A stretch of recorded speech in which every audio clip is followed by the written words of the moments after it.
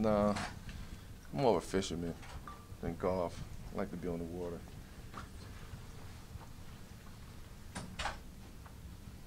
But watch the majors. Watch Tiger. I watch all sports. I watch all sports. I enjoy watching all sports, but I don't think I could get out there. Enough patience for it? I mean, I don't know. Not now, not yet. Maybe I get the bug later on. Any of your teammates ever try and get you out on the golf course before? I think guys on this day, they're just too young to play golf. They not even thinking about golf. It's video games. Fortnite. It's a Fortnite era right now, so nobody's thinking about golf.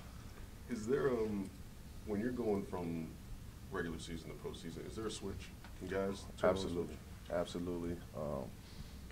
But I think that comes from like your experience, your experiences that you've had throughout your career, and just knowing kind of what it takes, the mindset, the focus.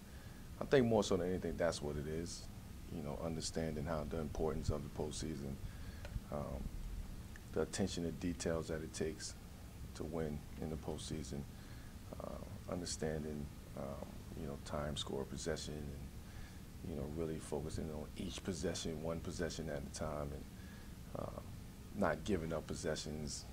So there's a lot of little things that come into play, and I think that almost forces you to kind of take your level of play to another level, and your mentality is big time. Your focus level is big time in the postseason. Is that something that's just not sustainable over an entire regular season, and that's why you can kind of change that mentality once the postseason comes? Excuse me.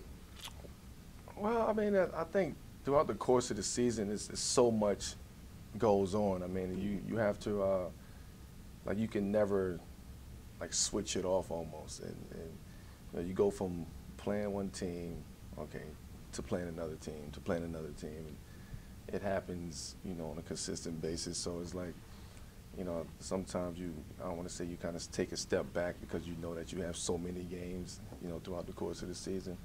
Whereas in the postseason, it's, you know, not every game counts, but every possession counts in the postseason.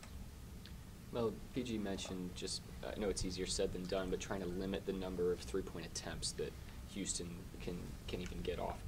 But how do you go about even trying to do that?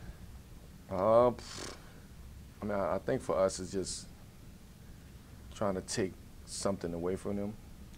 You know, when they drive into the basket, when they getting threes, when they're getting lobs, like that's when they're very, very effective.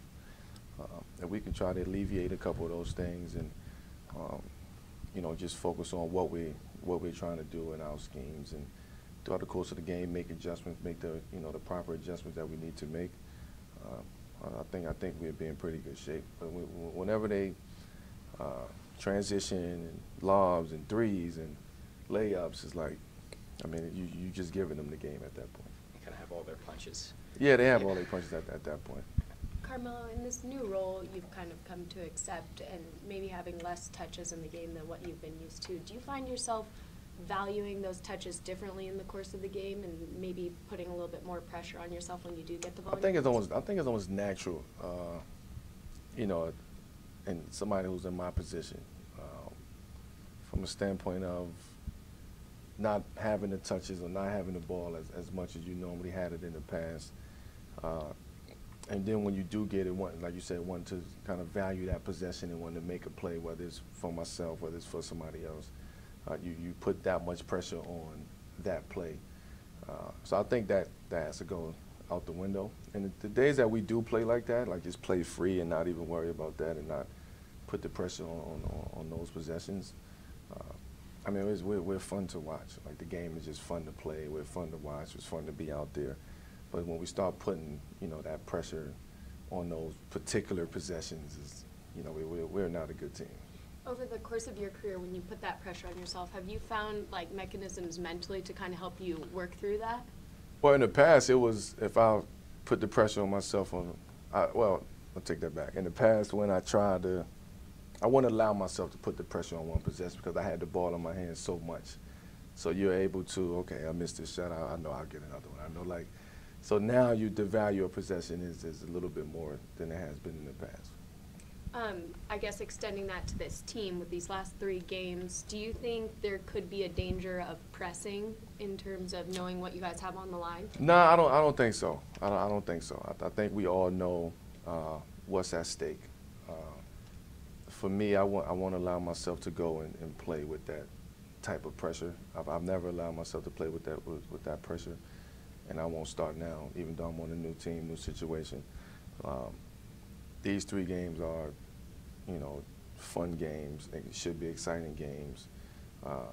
Even though we know the situation and what can happen and what cannot happen, it still should be fun games. Like, these moments are fun, and we should cherish these moments because you don't get these often. So for me, I won't allow myself to play pressurized and really tense, and these next couple games is games where we're going to try to go win. We want to go win, but we also want to enjoy this moment at the same time. Anything else? Thanks, Carmelo. Thank you.